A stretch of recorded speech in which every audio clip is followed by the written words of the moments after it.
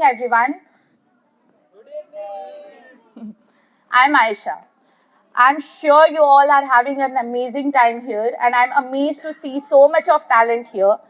And I have a bad throat today, so please bear with me. And one of my friend who is here, Sakit Tamboli, yesterday told me कि खांसी भी poem को character दे रही है. Sounds like Nani is about to speak something. So thank you, Sakit, for the motivation. And the topic of my story is नानी ने आज आखिर कुछ बोल ही दिया. I'll start by asking you all a question. किसी को याद है 27 नवंबर 2019 को क्या हुआ था? Does any one of you remember? Correct. This is the reality. काफ़ी लोगों को मतलब याद नहीं होता है या ठीक है. तो हमें एक रेप केस एंड मर्डर के बारे में पता लगा था. तो मैं विक्टिम का नाम नहीं लूँगी.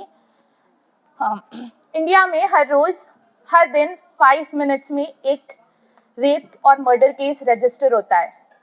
ये वो जो रजिस्टर होता है एंड फॉरगेट अबाउट कि जो सोशल प्रेशर, फैमिली प्रेशर, शर्म हया फलाना ढिमकाना की वजह से कभी रजिस्टर होता ही नहीं है. सो आई स्टार्ट. ये बात 27 नवंबर की है. मैं गुस्से में लाल हो चुकी थी.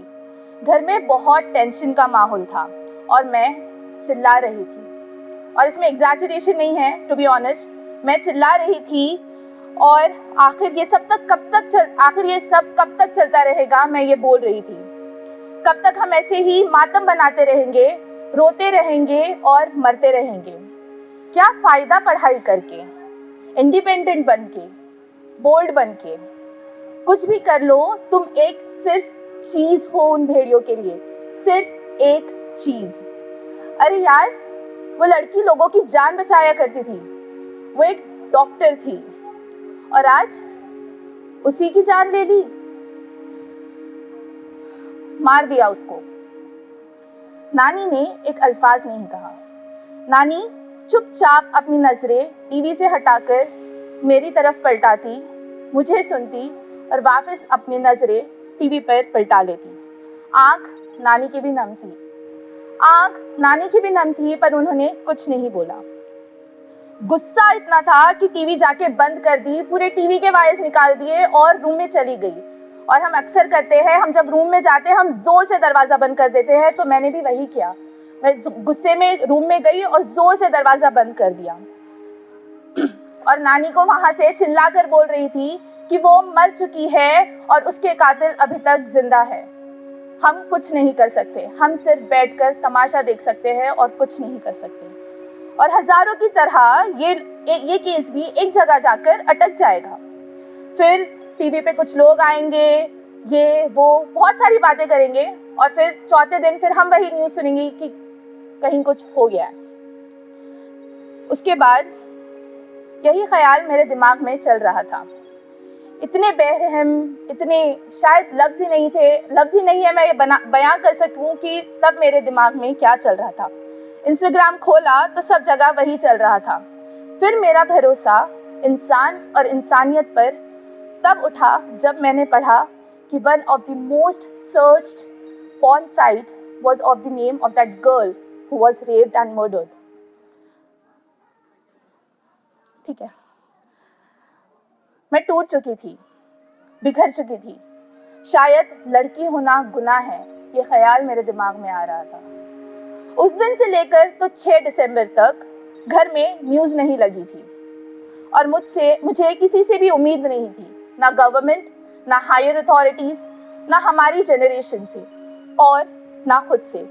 और यही बात मुझे अंदर से खोखला कर रही थी, मार रही थी कि मुझे खुद ही से उम्मीद नहीं थी.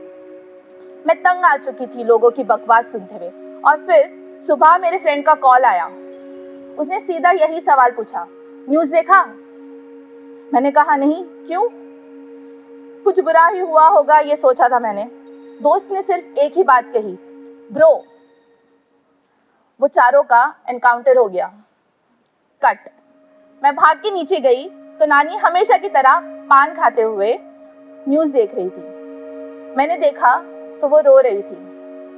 मैंने कुछ नहीं कहा. मैं उनके पास उनकी गोद में सर रखकर लेट गई. उन्होंने मेरे सर पर हाथ रखा और कहा, तुम्हें उम्मीद नहीं थी, जो एक शर्म की बात है। नाउम्मीदी वो भी खुद से एक बहुत ही कमज़ोर निशानी है। आयशा, नाउम्मीदी कभी मत रखना अपने आप से। पर मुझे, नानी ने कहा, पर मुझे उम्मीद उस रब से थी, है और हमेशा रहेगी। और मैंने हमेशा सुना है, लोग कहते हैं जब भी ऐसा कुछ केस होता है तो लोग कहते हैं कि भगवान उसकी आत्मा को शांति दे। In our words, RIP, rest in peace. वो तो आराम से है, तुम अपना देखो। उसके लिए नहीं, खुद के लिए दुआ करो। दुआ के साथ साथ काम करो।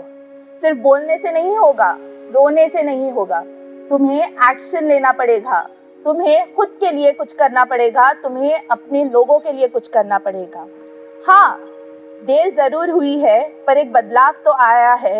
ये कहते हुए नानी ने एक ठंडी सी सांस ली। और चाहो तो क्या कुछ नहीं हो सकता, तुम इस देश के बच्चे हो, ये तुम्हारा मुल्क है, तुम्हारा, ऐसे नानी ने स्ट्रेस देते हुए कहा। और फिर नानी ने एक बात कही जो आज भी मुझे चुभती है, मेरे वजूद पे शक दिलाती है।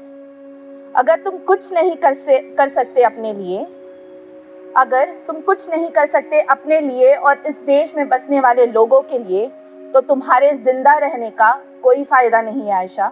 तुम बस औरों की तरह एक बोझ हो, धरती पर बोझ। और नानी ने टीवी बंद कर दिया। नानी ने आज एक कड़वा सच बोल ही दिया। Thank you.